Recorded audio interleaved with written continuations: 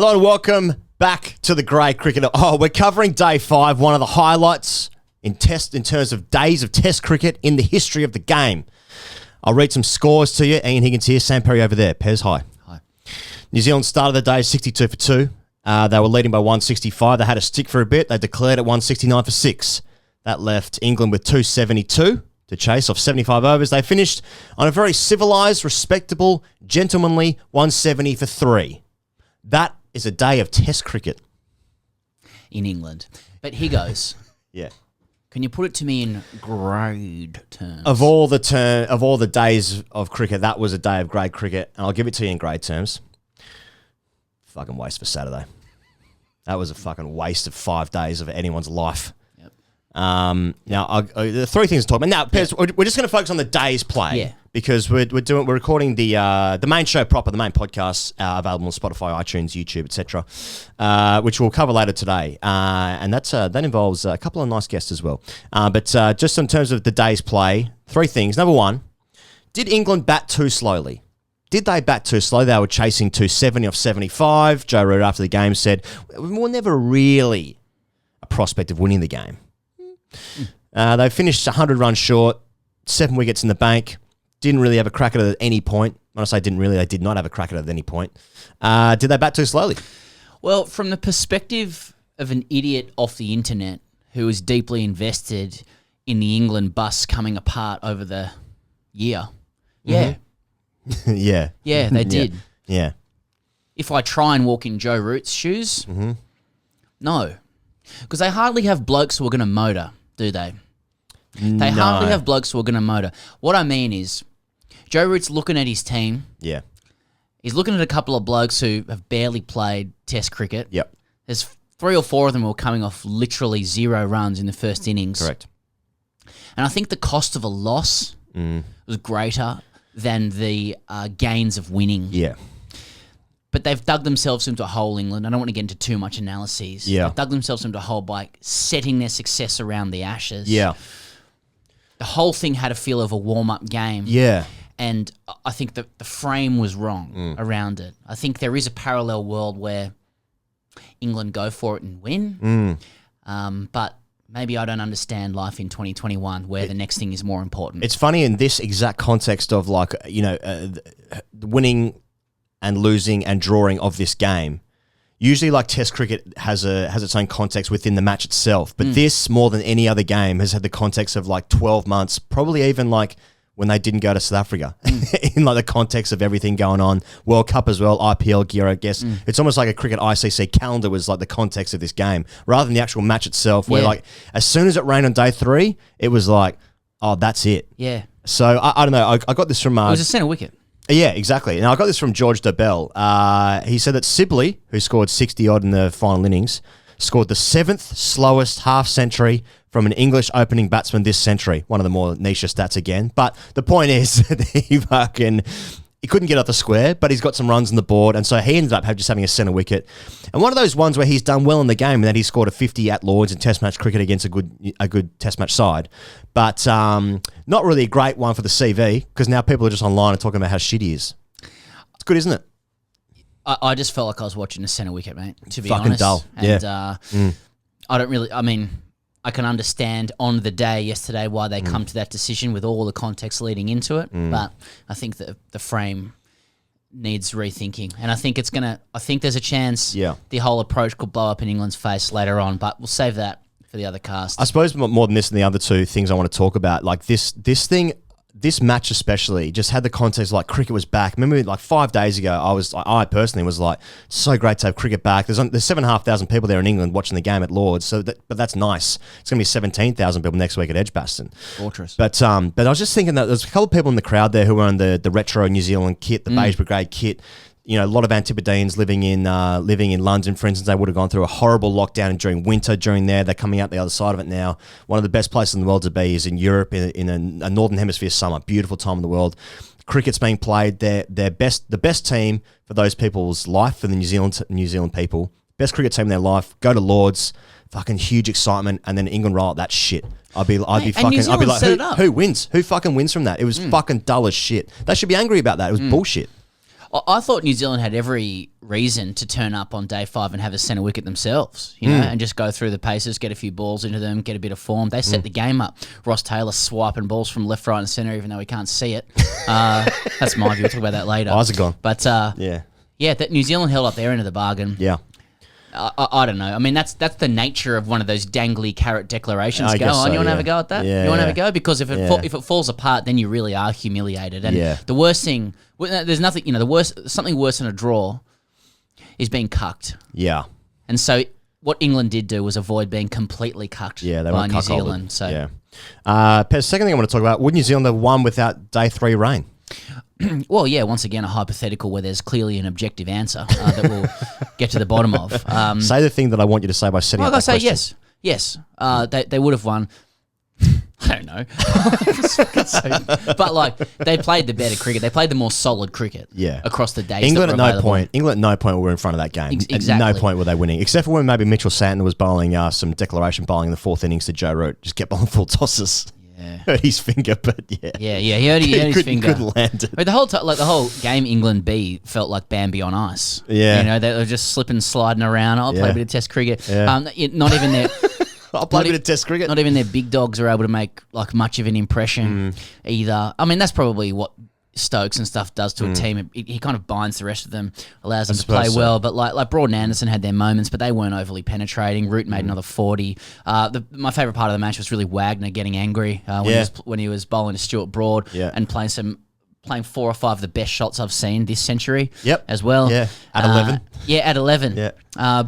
Yeah. So would New Zealand have won? Look, they played the better cricket, and I think England hung in there with a little bit of dogged stuff as well. In the context of this game, especially Lords, which is the most, I'm not sure how many people who are watching this who've been to Lords before, but it is it's such a unique experience where especially the times that I've been there for Ashes games. Yeah, and when the bowler's running in first over the day, you can hear a pin drop. It's dead quiet.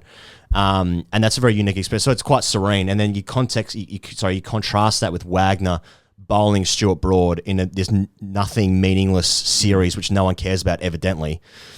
Him absolutely firing up and setting him off. You're like, holy shit, there's some life in this game now. Exactly. For 10 minutes and then not anymore. Yeah, I thought the game generally lacked life other than those moments, which I thought was a little bit disappointing. It was just for me, there was just a sense that it was a second-tier test match. Yeah.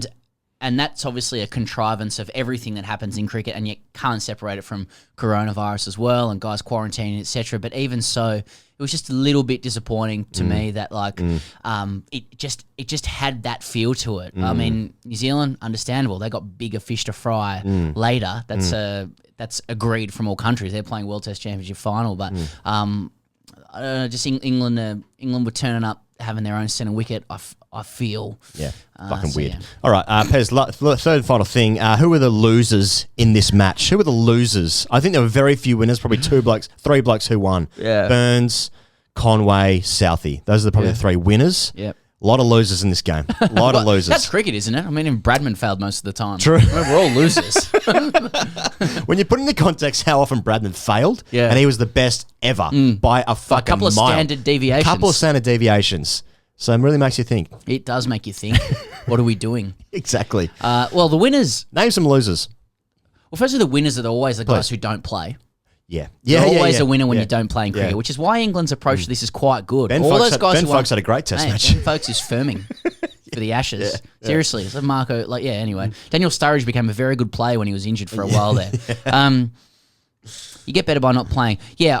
It's a harsh question, Higgins, but you're just listing the guys who failed. But for me, I think it's England's batting, which looks particularly brittle. So especially the younger guys.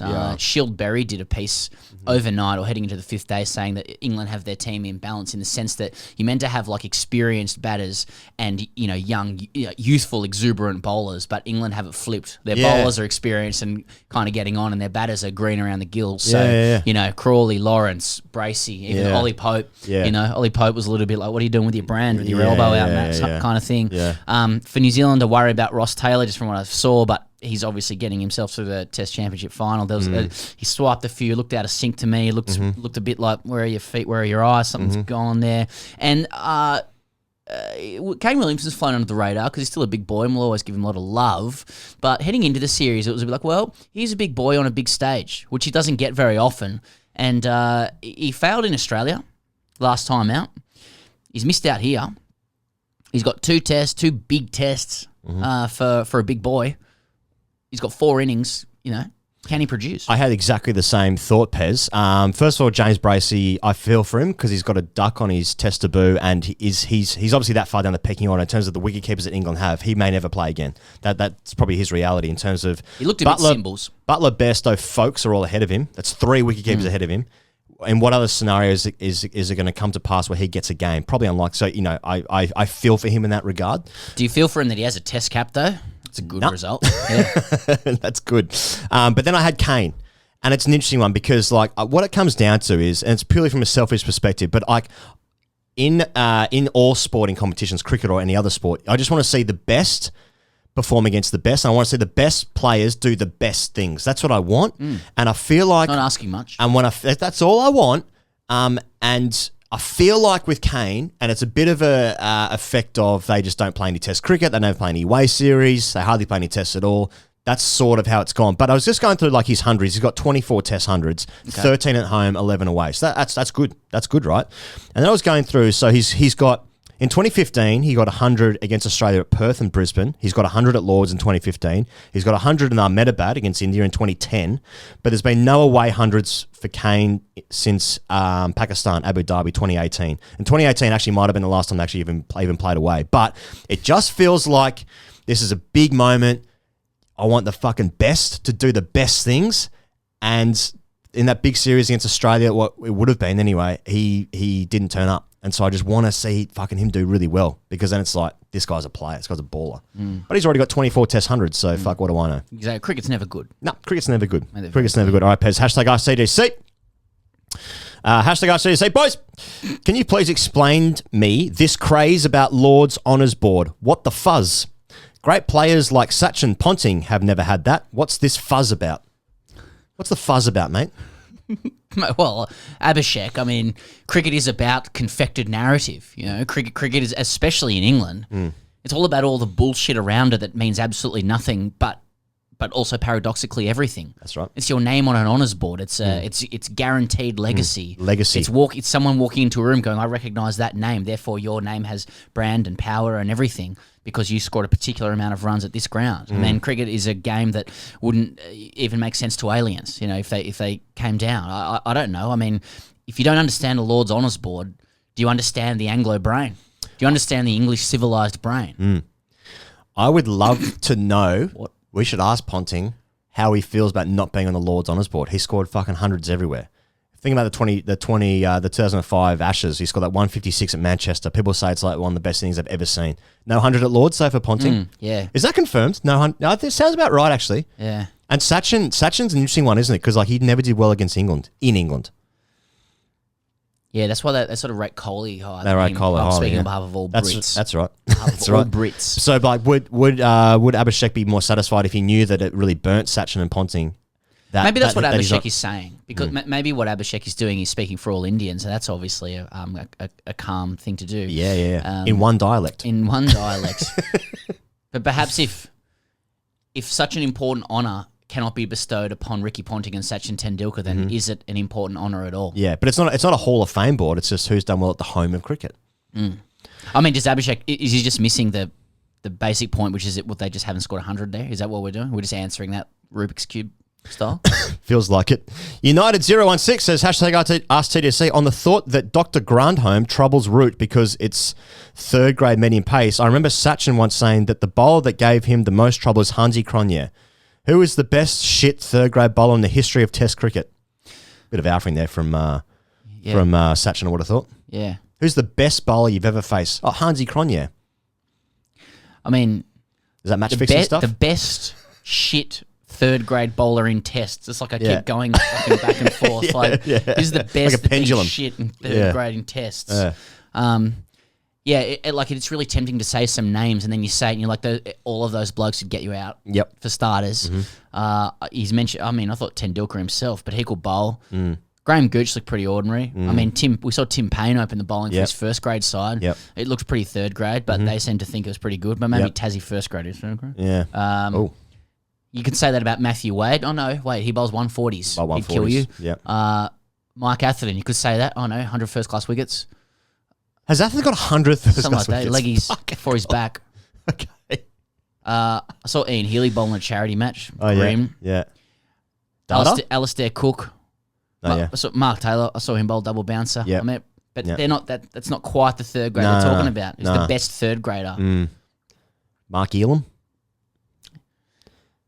Yeah. Did he play Test cricket, Mark Elam? Yeah, I think so. I remember him out here in Australia playing ODI cricket and sliding incorrectly. I remember when Mark Elam came out here to play against the worldly Aussie side. That was when there was just a gap. Yeah. There was just a big old gap. Big old gap. Yeah. Yeah. A big old gap. Yeah. Yeah, man. I don't really know other than that. Like, what about Data? Data was pretty meds, but he had golden arm. Man with the golden arm. 3,000 subs. Yeah. And the Data army coming out saying, "I actually bowl 150s." Yeah. And Cook got Dhoni out. It's his one test wicket. Dhoni? I think it was Dhoni, yeah. Was it? Yeah, I think so, yeah. Strangling down leg side.